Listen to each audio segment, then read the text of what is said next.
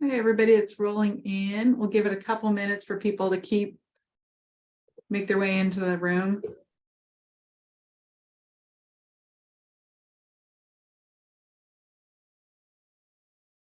As you're coming in, feel free to use the chat to introduce yourself and where you're at.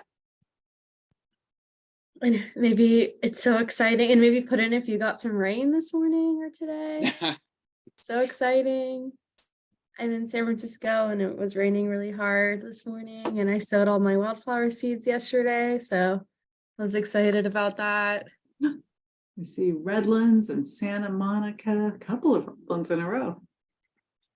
Saratoga, Davis, East Bay.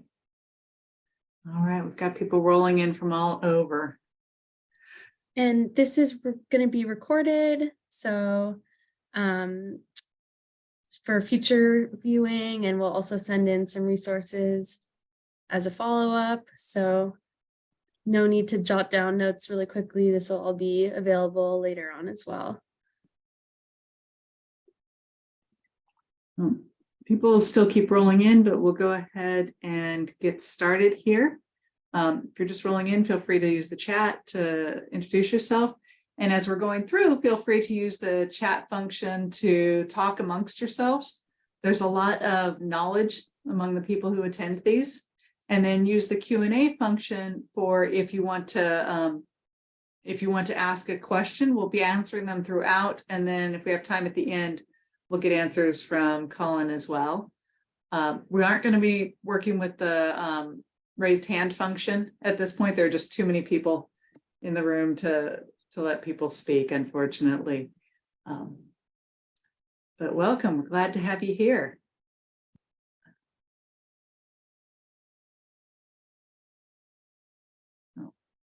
I'm Amory Benz. I'm the CNPS Horticulture Programs Manager, and I'm coming to you from Northern California, from up in the Cazadero area north of the Russian River.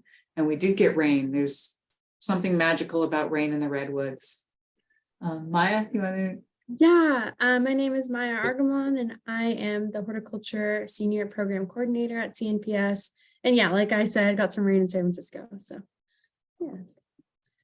Hi, I'm Colin, and I'm down in Orange County, California. So I'm going to be covering plants from that area. I work for my own company, Live Forever Landscape, doing all sorts of different aspects of native plants, from design to care.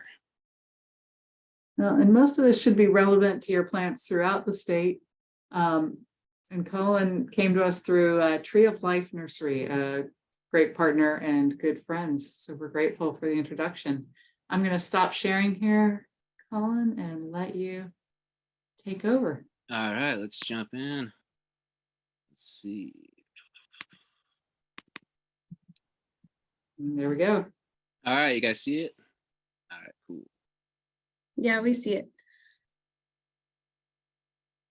So what I'm gonna cover is what you're basically gonna see in fall time in coastal Southern California. So California, we have such a diverse selection of plants to choose from northern to southern, from Baja, California, to the Sonoran Deserts, to the Channel Islands. In Southern California, we have a lot more in common with Baja, California. So you'll see a mix of some plants from Baja, California, as well as Channel Islands, and a lot of the endemic plants from my area. It just depends on location and planting areas and the different approaches you want to take in the landscape. Everything you're going to see is just going to be different designs I've done over the past 5 years or so, to give you an idea of what to expect, what you can do. And there's just so many opportunities available, and we'll cover some maintenance practices as well.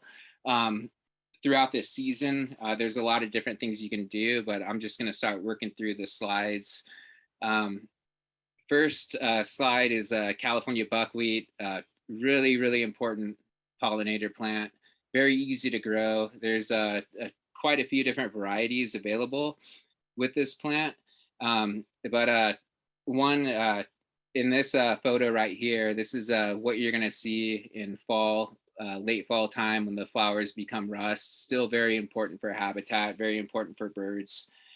And let's just continue working through. All right, so this is a landscape design I did in Tustin, and planting design here. And this is giving you an idea of the different buckwheats available. These are some of the Channel Island varieties. This is a San Miguel Island buckwheat, and really cool for small spaces.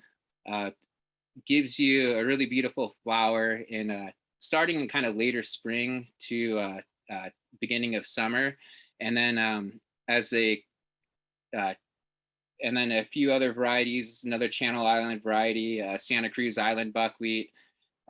Totally different look on this, but same buckwheat flower. The leaves a little bit different. They almost have a growth like a bark and structure like a Manzanita. Really beautiful plant. And then all the way to the left is the California buckwheat, when you'll see it in springtime, beginning with the white blooms. As they kind of carry into summer, you'll begin to see them rust, which I think is the most like beautiful moment of buckwheat flowers. And as this is a variety called Eriogonum giganteum, or what is it? I'm blanking on the the other name of it, the common name, St. Catherine's lace buckwheat. And this is a larger buckwheat that gets about 5 by 5 feet. So there's many different varieties of buckwheats, from small ground covers to larger shrubs like this variety.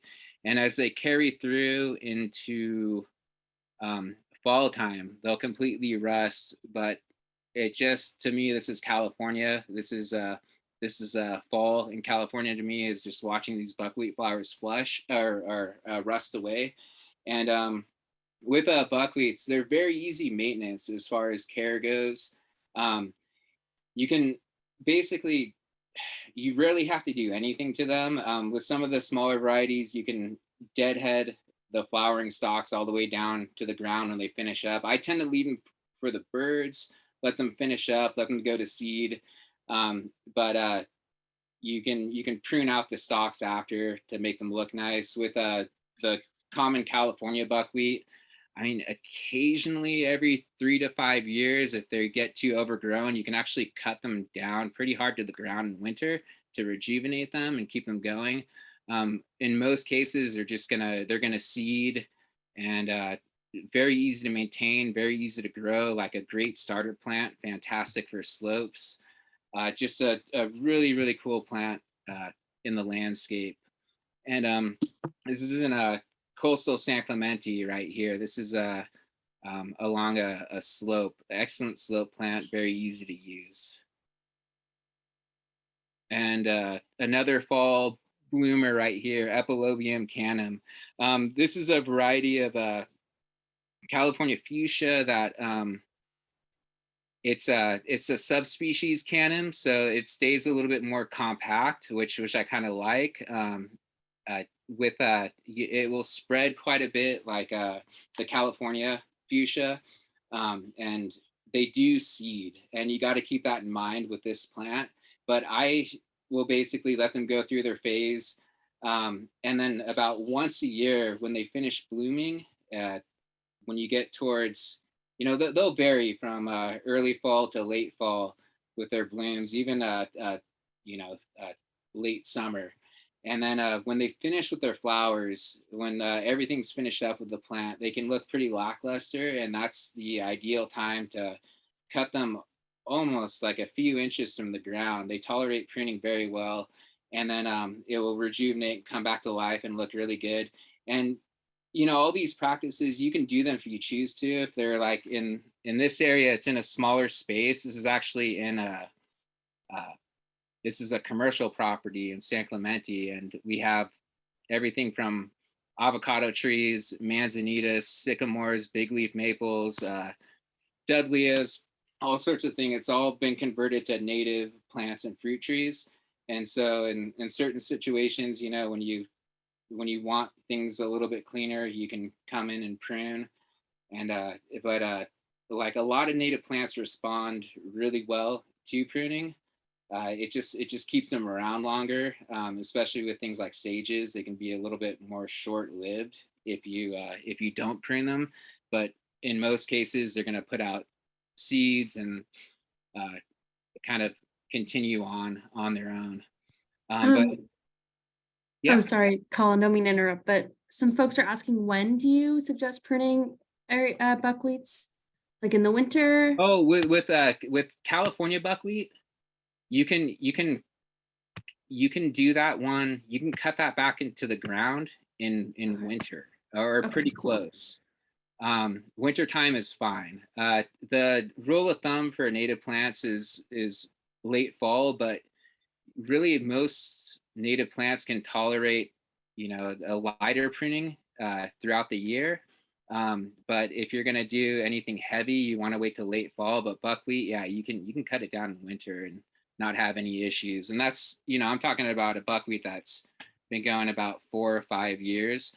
But with the other varieties like the San Miguel Island buckwheat and things like that too, it's just basically deadheading and things like that. Typically they'll reseed and spread. So very like little care is needed on buckwheats, but they do tolerate pruning if you Awesome. And find is that. there a way for you to remove the left-hand side, all the people can see all the slides? It might make the main slide a little bit bigger. I'm not familiar with Pages, but yeah, maybe just make that perfect. Like Thank that? you. Yeah, that looks great. All right. Just a little bit bigger. Thanks. Okay.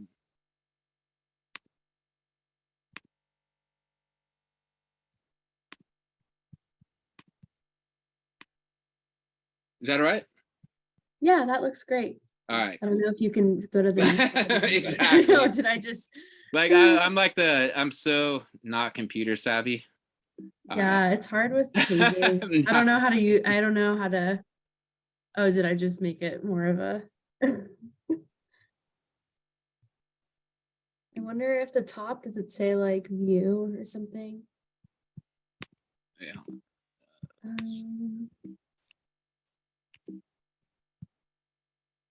No, everything's gone down. Hold on. Let's see, page. Can you not go to the next?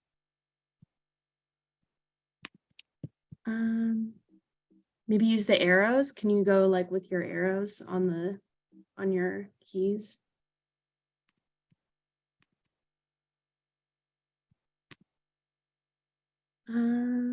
No, I'm just gonna go back to.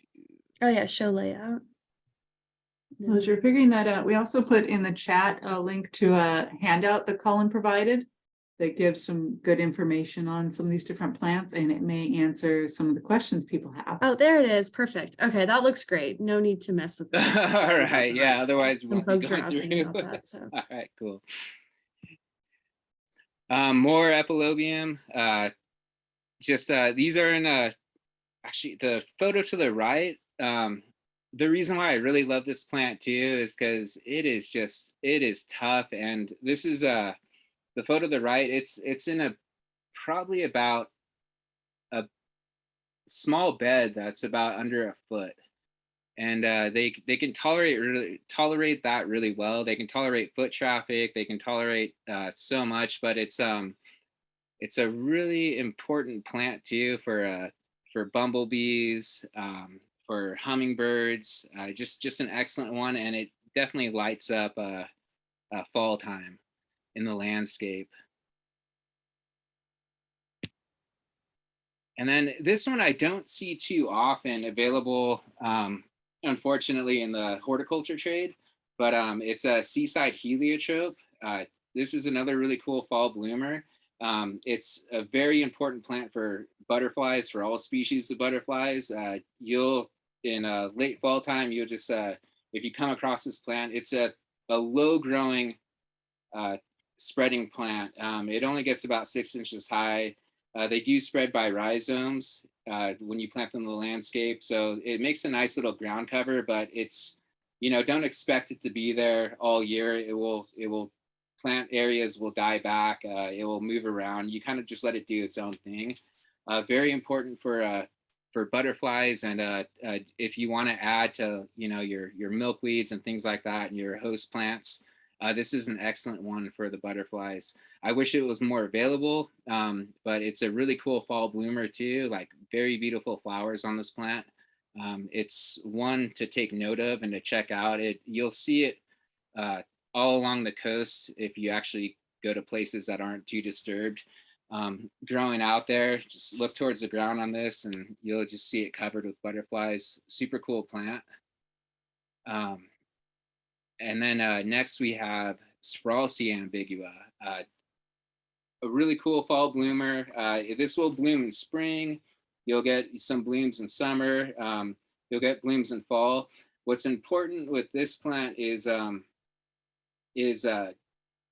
you can let them go, but pruning really helps them out a lot, because they can be fairly short-lived if you let them go, but they tend to put out a lot of seeds. A lot of these plants, like this is in another a parkway bed, works excellent in that in the coastal. Even though it's a desert plant, you have to keep that in mind when you're planning out your planting design. We have areas of different microclimates that we have to plant that aren't, even though we might be on the coast in this location, it's going to have a lot of retaining heat. It's from the cement and the pavement. So it's going to create a microclimate that is works very well for a desert mallow. This is a very important plant for pollinators, especially our native bee species. Anytime you take a look in this plant on windy days and things like that, you'll come across really, really cool native bee species, which are solitary bees. And what's excellent about solitary bees is that the fact that they're solitary, they don't swarm. They're not like the European honeybees that people are, really try to kind of fight for without realizing we have tons of native bee species that work on their own. They mind their own business. You'll usually see them nesting in either cavities in the ground or in wood logs and things like that too. So it's really important to provide habitat along with providing flowers and nectar for them. But yeah, check this plant out. Look inside of the flowers. You'll most likely see some sort of native bee species either rolling around in there or taking a nap. Excellent plant. As far as the pruning goes on these, what I do is I do things in kind of phases. What I'll do is after the spring bloom, when they kind of finish up, I'll deadhead them down quite a bit, all the flowering stalks, and maybe take the plant down by 1/3, and then you'll get another really nice bloom in fall time from them. And then what you can do in fall too, when they finish up, you can actually cut them down to maybe about half or even further. The important thing with pruning and with all most California native plants is that you don't want to wait until the plant gets too old to the point to where like it's 3 to 5 years old and you have all these woody structures and you don't want to cut into that hard wood. It's most likely not going to recover from that or respond to that. So if you have an older plant that has been kind of left alone for a bit and you want to clean it up, ideally you want to cut the plant by like half by first, where you still see the leaves below the cut, and then allow it to kind of fill out and respond after that pruning, and then you can take it further down from there. But that works best. Don't cut into hard wood. Your plant will most likely not survive from that. And then but yeah, these do respond very well to pruning. pretty easy to care for. They seed a lot, really do great in coastal areas, all the way out into the desert regions. Just a wonderful plant. And then one of my favorites for winter is Toyon. Heteromeles abreudifolia. In this location, it's actually used as a privacy screen. So throughout the year, we'll open it up, so my clients can still actually see through to the canyon that's overlooking this house, but yet it will still block out all the homes on the other side of the canyon. And with this plant, like you can actually, it tolerates pruning really, really well throughout the year. But what happens is they can succumb to things like fire blight and things like that too. And what you want to do is, if you see your Toyon, especially an established Toyon that's on the decline, you can actually co-piece this one to the ground in winter. And they're, if you get it before it's completely dead, they will recover from the ground and resprout and redevelop fairly quickly. In this location, I mean, I think we have like, gosh, there's over 12 along this on the slope, and just a beautiful plant, and definitely screams fall and winter in Southern California. Here's it. This is the photo to the left is looking down below the slope of this home, where you can see where they've been opened up in this area. They don't have to be opened up. If you want them on a slope and you want them to be shrubs or larger shrubs, they do over time. I mean, it depends. They can develop into small trees, especially with a little bit of help with pruning, but most of the time they're large shrubs, and they can be kept that way too. You can prune them down if you want to. You can really kind of do what you want. Just don't, like, I don't do things too aggressively. I like to do things throughout the year, but to keep them kind of to shape. But very, very easy plant to grow, makes a beautiful tree or shrub, and it just very important for habitat.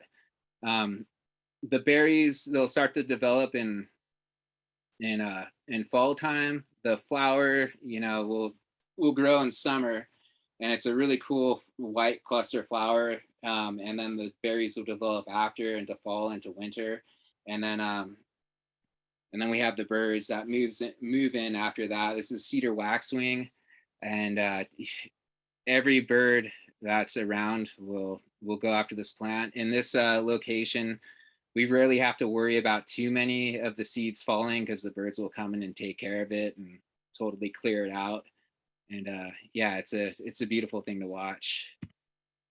Okay, and then mountain mahogany. I love this one. This is a really cool fall plant. I tend to use this one on slopes and open areas, and you can kind of prune it and keep it into in more narrow spaces. But yeah, I prefer this one on slopes. It is a more chaparral, higher elevation plant, so it does work better in those locations. Not really immediate coast. There are some varieties from the Channel Islands that work really well in coastal areas, but this is an excellent plant to use, and just really striking in fall time. And we do have maples in California. In Southern California, the big leaf maple, this is I wish I would see more of these in the landscape, because I do see a lot of California sycamores in the landscape, but the big leaf maple, it's very similar as far as growing California sycamore. If you can grow a California sycamore, you can grow a big leaf maple. Watering requirements and care is about the same as California sycamore. They do want pretty regular water to get them established. And a lot of our trees too are larger trees. They're more based in riparian areas. So you have to be mindful of that when planting them. That's why you tend to see sycamores in areas where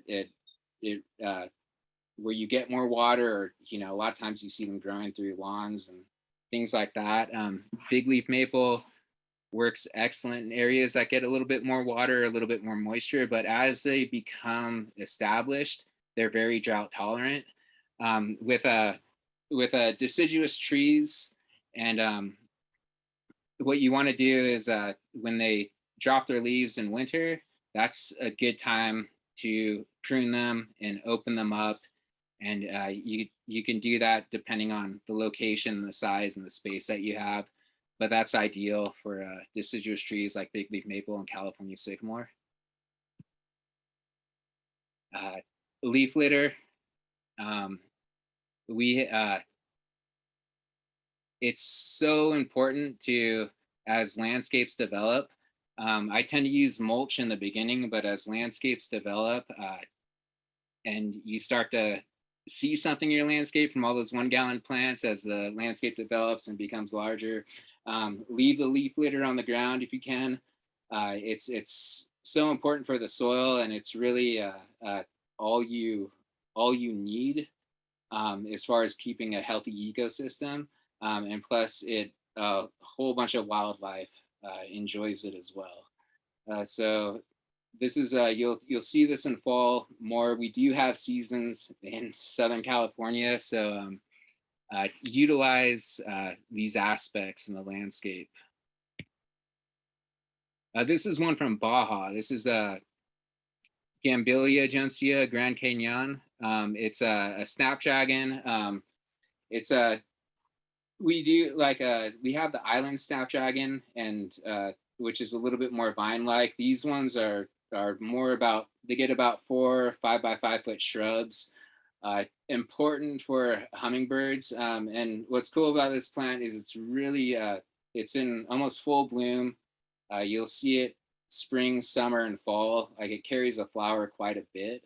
And this is on a hillside, and we have just hummingbird wars out here. They're always going after these. It's a really cool filler, just a unique plant to add something different.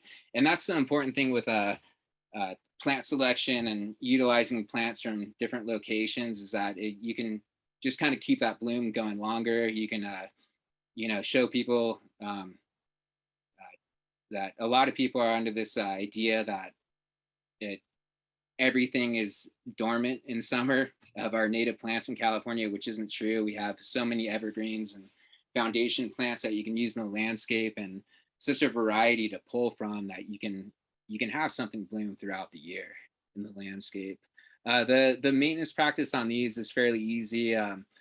If they get too big, same with this plant, you can cut this down to the ground. And like I've had so many on this property come up by seed, and so I'm not too worried about them. If I see one that doesn't look too good, I'll cut it down like almost any time of the year and it will respond. But I try to wait until late fall, but I've had good luck with them, pruning them back any time of the year or shaping them up. And this is just pulled a little bit further back from that scene to show you this whole slope with a mix of endemic California natives. We have different grasses like purple threon, and then some of the Baja plants, and then further down, different sages, and just a lot of variety of plants and diversity. All right, and then silver carpet aster. This is a really cool plant, or you can get the California aster, which is a little bit more mounding. The silver carpet just kind of hugs the ground very low. Very easy plant, very low water on this plant. I don't do anything to this plant. I just let it do its thing.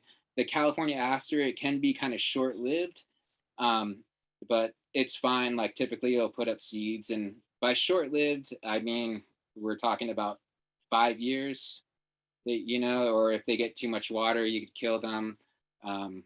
So you have to be mindful of your watering practices with certain plants, and make sure you coordinate to the watering requirements of the plants. But a lot of plants, they really do, they kind of they come together pretty well as the landscapes get established, and you can have a mix of diversity. I mean, there's certain landscapes that I'll have avocado trees growing, you know, fairly close to manzanitas. And it's just about making sure you have the water that you need to the certain plant and then letting the other plant go in different areas. Okay, Ridgeron, Seaside Daisy. This one, actually, there is quite a few different varieties of this, different cultivars. They all look very similar, but some can be more compact than the other, like the straight species, Ridgeron glaucus. This is up in Pebble Beach, California, and you'll see them growing along the coast out there. Really beautiful plant. Yeah, gosh, it'll bloom in spring, and then you'll see it bloom, you know, even sometimes in summer, and then once again in fall. Puts on a great flower, very important for butterflies. The one that you see on the left, this is just filling up a side yard, and we have a California copperleaf, California gray rush, and then the origerons right here. But this is a variety called Wayne Roderick, which is more compact, which won't. They tend to stay just a little bit more compact for smaller spaces, and I like the way they look too. But all the same, as far as habitat goes, you'll see tons of butterflies on this plant. The maintenance on this plant, it's just basically you can shape out the plant if you want to. You can cut. It will run by rhizomes typically, so you can shape it out if it's overexpanded into an area that you don't want. But the most important thing with this plant is if you want to keep it looking nice and clean, is when the flower stalks finish up, you want to basically take that flowering stalk and all the way down to where it begins when the flowers are finished, and remove the whole flowering stalk, and then it keeps the plant looking very lush and nice and gives you a lot of blooms. All right, a Butalon. This is a Indian mallow, another plant that you'll see kind of more growing out in intermediate and inland areas. Works fantastic in coastal areas in California, especially in different microclimates that you have more radiant heat. What I love about this plant is that it does bloom throughout the year. You always get a flower on it. Very easy to maintain, very easy as far as maintenance goes. You can shape them out fairly easily. You can prune them up if you need to. I mean, in very narrow beds, I planted them. In large open spaces, I planted them. They will seed over time. But as far as the maintenance goes, like, yeah, you can prune out dead material throughout the year. You can deadhead the plant if you want to when it finishes it up. But even without that, you'll have a bloom on this plant almost throughout the whole year, except for a winter time. But you'll see you'll see a flower on this plant spring, summer, and fall. Just a really cool accent plant. Another one, any of these plants with the cups flowers are super important for the native bee species. Bees are all from clients' properties that, where we've seen these bees turn up over time, and they will come. You have to give them some time though, and you have to really be patient with that, especially with new installs of landscapes, because what tends to happen is especially if you're going from a lawn or whatever else, just a non-native landscape, you have a landscape that's void of any beneficial species, even the pests. And what you tend to see first happen with these landscapes as they develop, pests will come in first. And you want to allow that to some degree. If your plant's getting totally chewed back, there's certain measures that you can take to help control that. But you need these pests to come in because they're going to attract the beneficial insects, and then this whole cycle will begin over time to where you really allow nature to resolve itself in the landscape, and that's the ideal situation. And it takes time though. It takes you know, you'll start seeing things after about a year or so, but we're talking about a year to 7 years, especially with larger properties, to really see this develop. But it's beautiful. And then when you reach that point where things are in communion, the everything kind of works itself out. It's fantastic. It's a good place to be, but you have to really become involved with your landscape, and then to see how it works and become comfortable with that. This is another plant from Baja, California, called Calliandra californica, or Baja fairy duster. I basically, instead of a hummingbird feeder, this is the plant I'll put in, and this will replace any hummingbird feeder, no problem. Really cool for small spaces, and this is about a 2-foot bed in this location. Tolerates pruning very well throughout the year to keep them upright if you want to, or more narrow. Left alone, they can become 5 by 5. I've even seen them larger than that, shrubs. They do over time seed very easily and come up, which is cool for more open spaces if you want that, but excellent for small spaces. Very important for hummingbirds, very important. It is the host, the marine blue butterfly, so you'll see tons of those on the plant. Little photo of one to the left right there. And then hummingbirds, of course, and then full cycle, we got a California mantis. This is all from the same plant. I've seen like rufous hummingbirds, Annas, and we're getting more and more because of this plant. With the California mantis and full circle, eating the marine blue butterfly, which there's plenty of, and you want to see that in your landscape. There's going to be, everything is going to kind of, nothing really lives to old age. Everything, most things will consume each other and benefit from each other in a healthy landscape. Okay, cool. And then all right, so with California landscapes, with landscapes in general, like especially in Southern California where we don't have that much rain, you want to take advantage of any rain that we have. And the easiest way to do that is doing swale and berms, or to do dry riverbeds.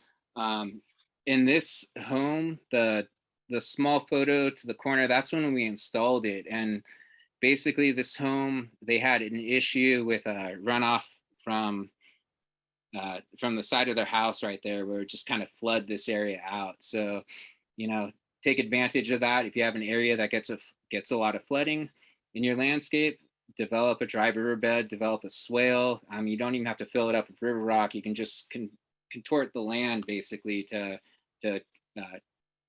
consume as much water as it can. In this one, the first photo is when we planted, and there's 4-inch plants and 1-gallon plants.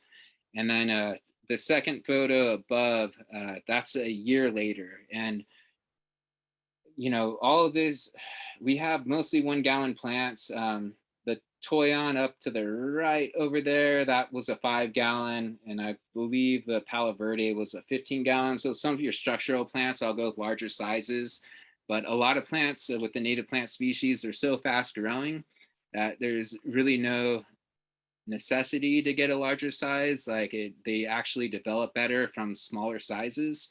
With most native plants. You know, certain plants like Manzanitas, I'll use a larger size just because they're so slow growing. But yeah, the most important thing with when you do an install on a landscape is to make sure that you give the plant initially a lot of water. When you dig the hole, depending on your soil type, if you have a heavier clay soil, you want to break up that soil, make sure the edges aren't smooth. What happens is a lot of times in heavy clay soils, people will dig out a hole, it'll be smooth. They'll throw in the plant, and then even a year or two later, you can pull that plant right out of the ground because it wasn't able to develop correctly. Whenever it's really important on planting day to dig out that hole properly to the size. If you have a clay soil, break up the sides, water the hole, pre-irrigate the hole quite a few times to get a deep soak, and then water again. And then what I tend to do is, even if in this home too, we had an irrigation system installed, a mix between inline drip and MP rotators. But even with that, the root ball of the plant is going to dry out much quicker than the surrounding soil. So it's really important for the first 3 months to water by hand and make sure to give that root ball a deep soak where the irrigation might not hit it. As the plants develop and start to root into the ground and become more established, then you can get away with running your irrigation system, or, you know, the idea is to let it go to rainfall. But you have to be mindful when we're in seasons of drought. You have to be the rain. You have to supplement water, especially during the rainy season if we don't see it. This is another example of a dry riverbed. This one, the home is over to the right, and this one we actually tied in all the water runoff from the home into underground, so it will through pipes, so it will actually fill out this with the rain as well. You don't have to get that involved, but it's just to utilize the water that we can from the home. So it's a good idea to do on new construction landscapes. And then so here, once again, 1 gallon plants predominantly. There's Toyons in the back, and those were 5 gallons, believe it or not. But then about 2 years after, this is what it developed into. And your first year or so, I mean, there's really not, you really don't want to do much maintenance. You can deadhead flowers and things like that, but it's really important to let plants to develop their root structures before you hit them too hard with pruning, or before you even worry about pruning. So like the first 6 months to a year, I tend to just let the landscape develop, just make sure everything's getting watered correctly, make sure things are working properly, and then just let it go. And then you know, you can shape things up if you want to, or minimally prune things, but there's really not much to do except to see how the plants are taking and to kind of develop from that point.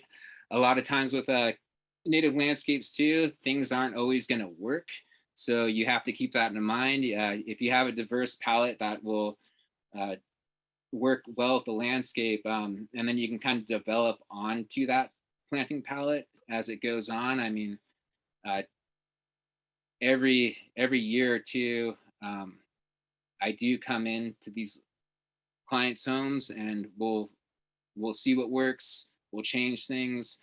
We'll utilize more plants that worked well, and it's just a process. It's a living landscape, and you have to, you know, it's not going to always remain the same. These landscapes are going to develop and become something. You kind of have to take its cue and follow its lead, and just help develop it as it goes along. And you're going to learn from the landscape what you're capable of, and what you're able to do. And you have to be patient with that, but you can also, it's just it's something that you'll develop a relationship with it. And it's really important to do that. Otherwise, like if you're not into gardening, if you're not into communion with the landscape, it's whenever I run across people like that, it's sometimes it's not going to work, and it's not for them. Go for whatever, just gravel or however you want to do it. If you want something exciting and something that will kind of give you, I don't know, gives me more meaning. This native landscapes are the way to go. Collecting more water, rainwater. This is a home in Corona del Mar, and for this home, it's mandatory for us to collect all water runoff on from the home everywhere. All the drainage, it basically comes out into this filtration pond, and so with that, I took the idea of using a royal influenced or dry riverbed, and we just built that into place into this infiltration pond, and it ended up working out very well. I mean, I think I had a giant stream orchid in here. There's a, and then basket rush is the main plant in here. Basket rush is a really, really beautiful plant, but it will spread quite a bit. So you have to be very mindful of where you're going to use it. Definitely in places of moisture. And what's really cool about our riparian plants is they're used to our ephemeral seasons of water, where it's going to tolerate the flooding when we have rain, and then tolerate the drought during summer. So our plants are adapted to this. They work very well with nature, and you can use them in a lot of different areas that you're probably not familiar with. But with a basket rush too, what you can do with them is if they get too large, you can thin them out by pulling parts of it out, or you can occasionally, after about 3 years or so, you can actually cut this plant down to the ground and let it come back. Very easy to grow. It is very important for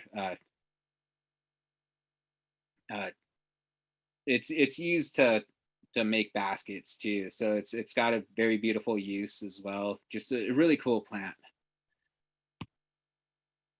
Okay, and then to keep things easy, this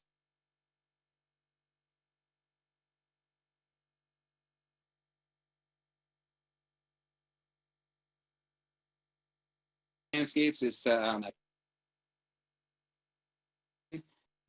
it's very hard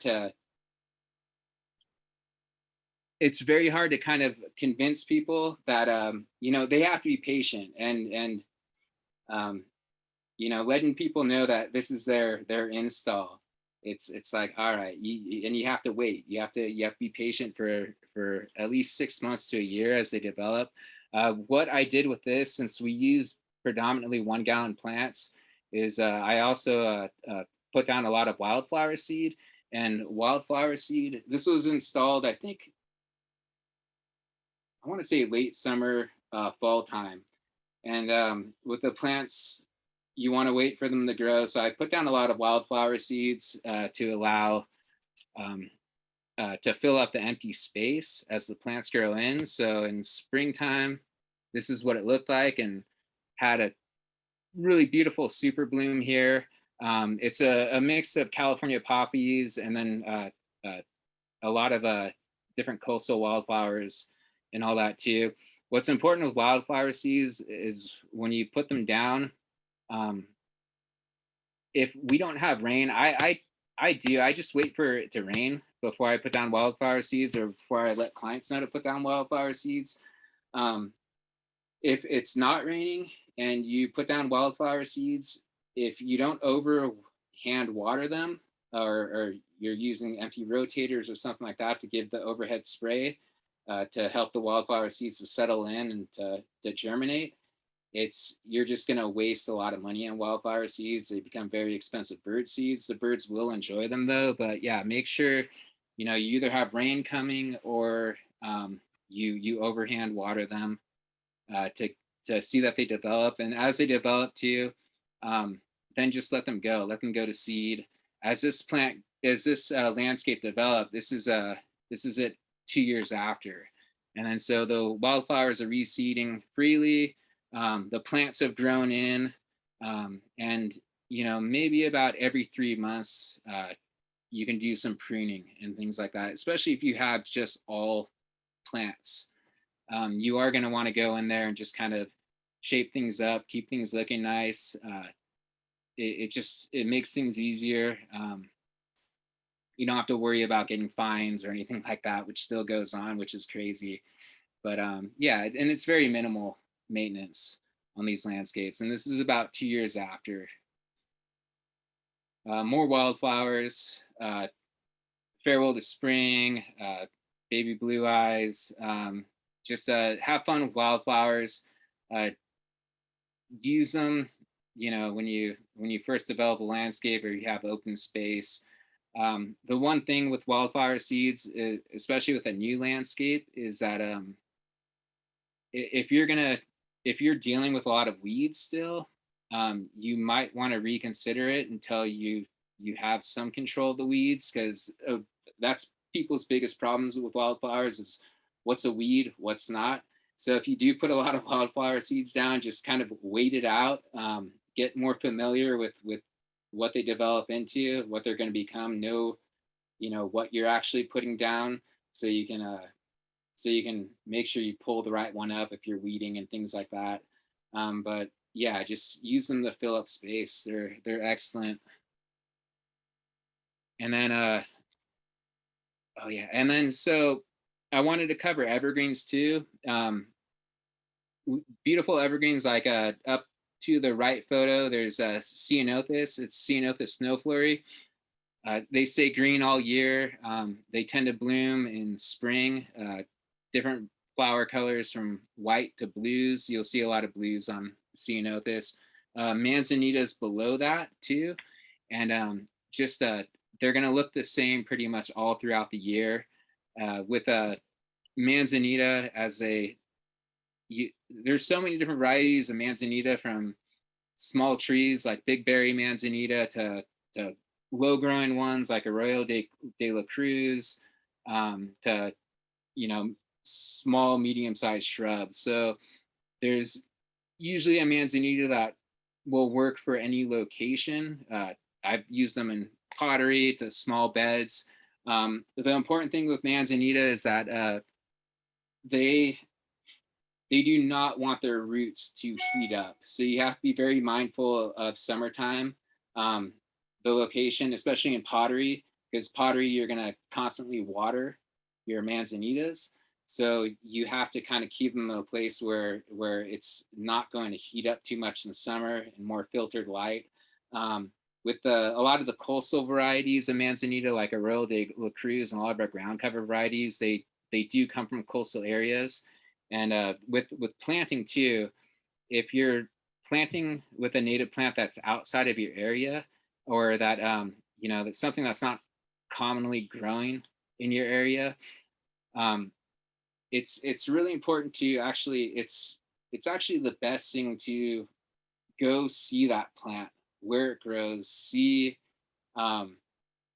what it can tolerate, and then apply that to your microclimate in your garden or your landscape setting. But with Manzanitas, they begin to bloom as early, some bloom as early as October, like the Arroyo de la Cruz, and then you'll see some in winter, and then some in early spring. Really important plant that it holds it down for the bumblebees in the wintertime. Manzanita is the only one. Manzanita and Ceanothus are the only plants that I try to let people know to be really mindful of pruning, especially with Manzanita. I mean, you have to. This is a plant that you can prune throughout the year, minimally. You do want to wait until late summer, fall time if you're doing a heavier pruning. But it's one of those plants that you have to actually sanitize your pruning shears in between each cut, so they can pick up pathogens very easily. And so it's really important to take your time with these plants with pruning, and you have to kind of hit them at the right time to prune them and open them up. But what's cool about them is they're slow growing, so it takes a while, but once they become established, they actually develop very quickly. I've had Howard McMahon Manzanitas that I prune open beautifully, and 2 years later, they're just back to being a complete shrub again. With Ceanothus too, Ceanothus is another plant that you have to be mindful of your pruning practices.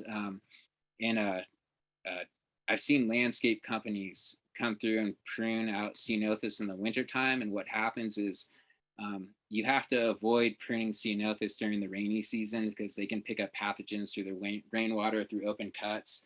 A lot of plants can do that too, so like avoid pruning heavily, or pruning while it's raining, or if you know rain's coming in the forecast, try to hit it, you know, a few weeks before or after, and just be mindful of that. And then more evergreens, hollyleaf cherry, beautiful evergreen small tree.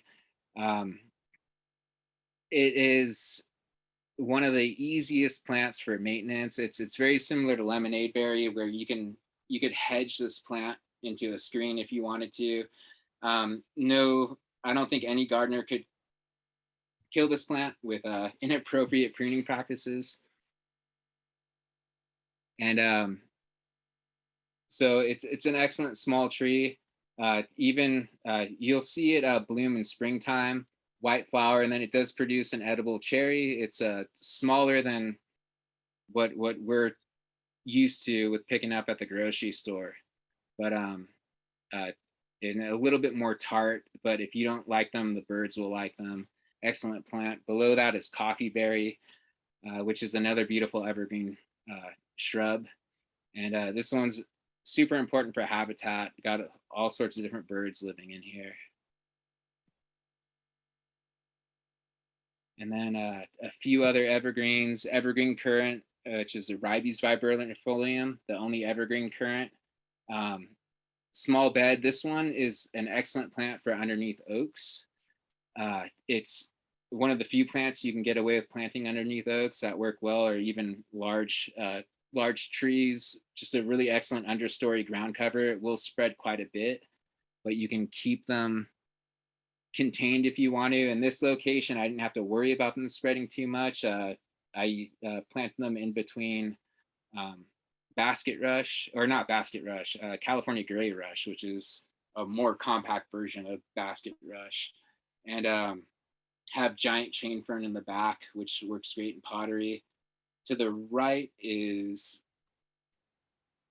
San Nicolas Island chamise. This is our adenostoma that you see in the chaparral areas that gets very large. This is a variety that was actually, it was brought into the horticulture trade by Tree of Life Nursery, and it's a low growing variety of that, and it's works ideal for smaller spaces. I kind of used it where you would commonly see somebody planting rosemary. Looks very similar to that, just a beautiful evergreen leaf, nice and clean. Really cool, compact, low-growing plant. And that is all. Oh, thanks, Colin. We have about 2 minutes, and we've had a very active discussion in the chat. All right, cool. That's what, like, the silence. I was like, oh, what's going on? Yeah, it's been a lot. We've had a hugely active discussion in the chat. We've had a lot of questions going in the Q&A. We've got just a moment. We had a couple of questions on transplanting toyons and how close they should be planted if they want to be a shrub. Transplant? Not a shrub, hedge. Like how close can you plant them? Mm-hmm. Well, I think for like, yeah, if they want like a hedge, you know, like if they want like, you know, a privacy screen, how close can you plant individual toyons? I mean, anywhere from 5 to 10 feet. It just kind of depends on you know where the location is, what the spacing is, like what it's up against. I mean, it's really hard for me to, like, unless I visualize or I see the location, for me to give advice to that. But you know, and it also depends on how much maintenance you want to do. If you want something more immediate and you plant closer, then as the plants develop in 3 to 5 plus years, then there's going to be more maintenance involved. So you have to keep that in mind. So if you have a large enough space and you can plant them, you know, 5-10 feet apart, that anywhere within that range will be fine.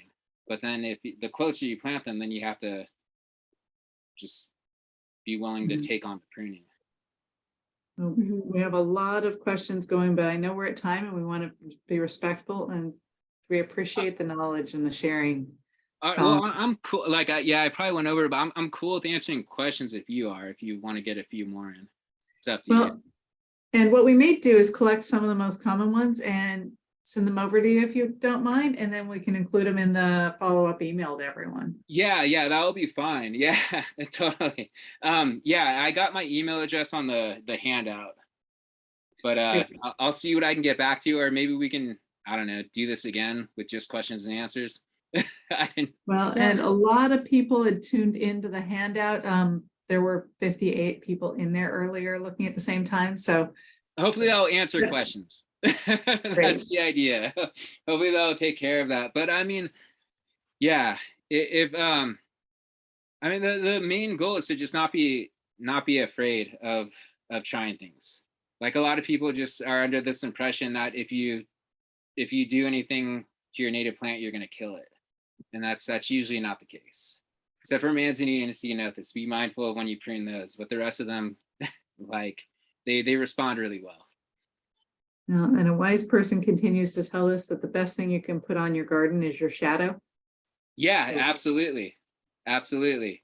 That is true. And then, but it's also like I don't know, I've been getting into like areas that people usually say you can't have native plants planted, and been trying those.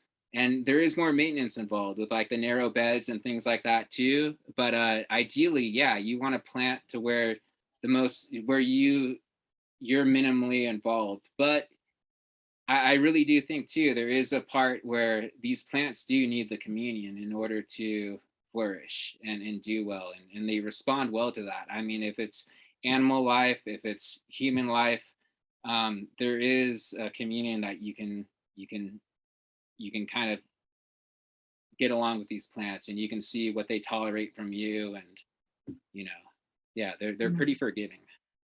Yeah, learning them is important. Well, we appreciate it. We appreciate the time and the use of your brain. All right, cool. I hope I didn't go over on the talk, but yeah, I'll definitely be more mindful to do more questions and answers next time. All right, and for everybody watching, we'll send out a follow-up email in a few days with a link to the talk, a link to the handout, the whole bit. All right, sounds good. Yeah, thank you, everybody. Have a good evening. Thanks, Colin. All right, thank you. Good night, y'all. Good night.